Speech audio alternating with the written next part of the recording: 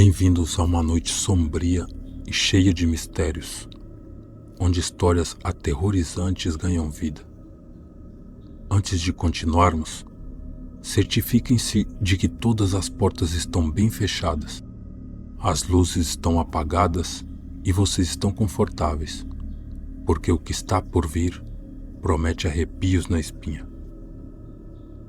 E se vocês estiverem prontos para encarar essas histórias de terror de Halloween, não se esqueçam de se inscrever, dar um like e compartilhar esse vídeo para espalhar o medo mais longe.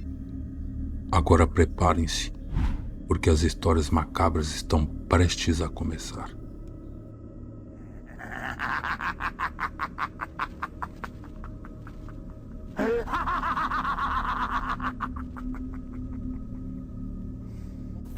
Havia uma mulher chamada Susan, que vivia em uma casa antiga em um penhasco com vista para o mar. Ela estava divorciada de seu marido. Susan estava profundamente deprimida desde que seu filho Bob se afogou. Ela estava devastada pela perda e sentia que não podia continuar. Com o passar do tempo, Susan começou a ler livros sobre magia negra e satanismo. Quanto mais ela lia, mais se afundava no mundo oculto. Era como um vício. Particularmente, com essa prática, ela encontrou um feitiço que supostamente poderia ressuscitar os mortos. Em uma noite escura, desenhou um pentagrama no chão de sua sala, acendeu algumas velas negras, ficou no centro do pentagrama e, à meia-noite, recitou em voz alta de um antigo livro satânico: Venha realizar meu desejo e faça minha vontade. Eu te conjuro em nome de Satanás, a quem todo mal obedece e cujo nome a terra treme. Os mares ficam negros, a terra estremece, o fogo se apaga e todas as coisas nos céus e no inferno tremem. Lúcifer, príncipe das trevas, traga meu filho de volta que se afogou acidentalmente. Traga de volta agora, eu te ordeno. Em seguida, apagou as velas, caiu de joelho e começou a chorar. De repente, ouviu um leve arranhão na porta principal. Cautelosamente, ela se aproximou da porta e ouviu o arranhão se tornar mais forte. Quem está aí? Ela perguntou. Houve um longo silêncio e, em seguida, ela ouviu uma voz sussurrar. Susan abriu a porta e ficou surpresa ao ver uma criança pequena e encharcada e tremendo de frio no limiar.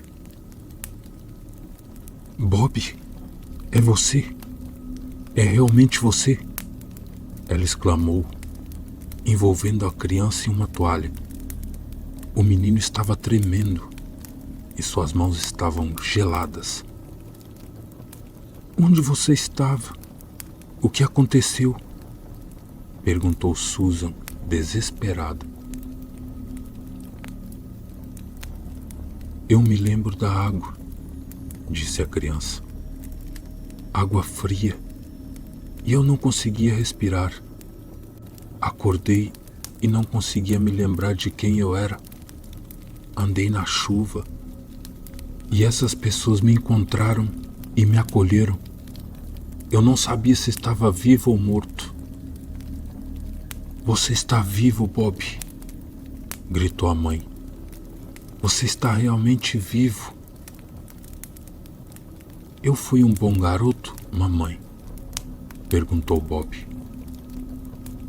Claro que fui um bom garoto, respondeu Susan. Você me amou. E eu te amo, do fundo do meu coração. Você foi gentil comigo, mamãe? Claro que fui, disse Susan. Bob a olhou com um olhar sinistro e zangado, com uma expressão de desdém no rosto, o que assustou a Susan. Eu quero brincar de esconde-esconde, mamãe, disse Bob de repente e correu para cima. Todas as luzes da casa se apagaram. Bob, o que você está fazendo? Onde você está? Disse Susan desesperada. Não houve resposta. Susan subiu as escadas cautelosamente, tateando no escuro. Quando chegou ao topo, olhou ao redor e implorou: Pare com isso, Bob. Por favor, não faça isso com a mamãe. Então a porta se abriu violentamente e Bob estava lá em pé, rindo como um maníaco, segurando um longo e afiado facão de cozinha. Vamos brincar de esconde-esconde agora, mamãe? Disse ele. Susan recuou, aterrorizada, mas tropeçou e caiu pelas escadas. Quando ela olhou para cima do chão, viu seu filho descendo as escadas com a faca erguida sobre a cabeça. Você está mentindo, mamãe. Bob nunca saiu por acidente. Ele fugiu de casa porque não suportava a forma com que você o tratava. Ele se suicidou para escapar de você. Você vê, mamãe? Ele te odiava. Ele não queria voltar. Então me enviou no seu lugar. Nesse momento, um relâmpago iluminou a casa e Susan viu o rosto daquela coisa que havia voltado no lugar de Bob.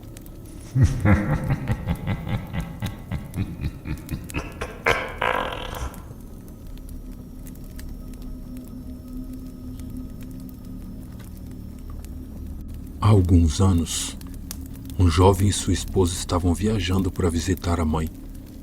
Normalmente, chegavam a tempo para o jantar, mas naquele dia começaram a viajar tarde e estava escurecendo. Decidiram procurar um lugar para passar a noite e continuar de manhã. Ao lado da estrada, encontraram uma pequena casa no bosque e pensaram em perguntar se alugavam quartos. Um homem idoso e uma mulher atenderam à porta e disseram que não alugavam quartos, mas ficariam felizes em tê-los como convidados. Tinham muito espaço e apreciariam a companhia. A mulher fez café, serviu bolo e todos conversaram por um bom tempo. Depois, o casal foi levado para o quarto. A jovem explicou que queria pagar por isso, mas o homem idoso disse que não aceitava dinheiro. No dia seguinte, eles saíram bem cedo, antes que seus anfitriões acordassem, e deixaram um envelope com algum dinheiro para o quarto em uma mesa perto da porta. Em seguida foram para a próxima cidade, onde pararam em um restaurante para tomar café de manhã. Casualmente, conversaram com o dono do restaurante sobre onde tinham passado a noite. No entanto, o dono ficou surpreso e disse que não era possível, pois a casa tinha queimado até o chão há 10 anos e o casal de idosos que vivia lá morreu no incêndio. A jovem não conseguia acreditar no que estava ouvindo. Assim, eles voltaram para casa, mas agora não havia mais casa. Tudo o que encontraram foi um casaco queimado. Ficaram olhando as ruínas, tentando entender o que tinha acontecido. Então, a mulher começou a gritar, pois entre os destroços havia uma mesa muito queimada e sobre ela estava o envelope que eles haviam deixado lá aquela manhã. Em um profundo estado de choque, eles voltaram para o restaurante onde tinham tomado café de manhã. A curiosidade que sentiam sobre aqueles idosos era tão grande quanto o medo. Perguntaram ao dono do restaurante sobre a história da casa que sabiam ter queimado e de seus habitantes. Ele contou a história de um par de idosos que, em seu tempo, cometeram muitos erros e um dos piores foi o de maltratar seus filhos e não se preocupar com eles. O desprezo foi tão grande que, quando adultos, carregaram um vazio profundo e ódio por seus pais. Levaram vidas sem propósitos e vazias de sentido. Decidiram acabar com tudo, mas não antes de fazer os culpados por sua desgraça pagarem. Uma noite, invadiram a propriedade dos idosos e, enquanto eles dormiam, atearam fogo na casa, esperando serem queimados junto com a casa e com tudo o que havia dentro. A família inteira desapareceu em uma noite trágica, mas os restos se transformaram em uma lembrança indesejada. Para o jovem casal, tudo era incrível, mas o mais surpreendente foi o fato de os idosos terem se comportado como as pessoas mais amáveis que haviam encontrado. Talvez a morte não tenha sido um impedimento para redimir os erros fatais que cometeram em vida.